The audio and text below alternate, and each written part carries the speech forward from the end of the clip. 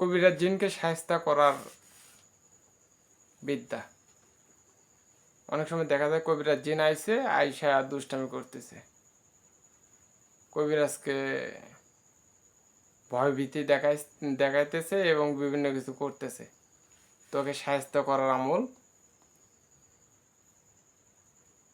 সূরা জিনের প্রথম 5 আয়াত 3 বার পরে রোগীর 2 হাতের কবজি চেপে ধরবে, নিজের ডান হাতের শাহাদত আঙ্গুল ঘুরিয়ে ওই কবজিতে দায়রা দিবে, 2 পায়ের টাকনুতে এরূপ করবে, এতে জিনের শক্তি রহিত হয়ে যাবে।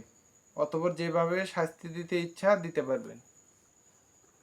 অথবা ওই আপনার মুখে একটু থুতু ছিটাই দিবেন, ওর জাদু নষ্ট হয়ে যাবে, ওর জাদু আর কোনো কাজ করবে না। আপনি যে মন্ত্রই পাঠ করুন, যে সূরায় পাঠ করুন, কাজ করবে ইনশাল্লাহ। তো সবাই ভালো থাকবেন, সুস্থ থাকবেন, আর এরকম গোছালো কায়দায় আপনাদেরকে কেউ বিদ্যা দিবেন। আসসালামু আলাইকুম।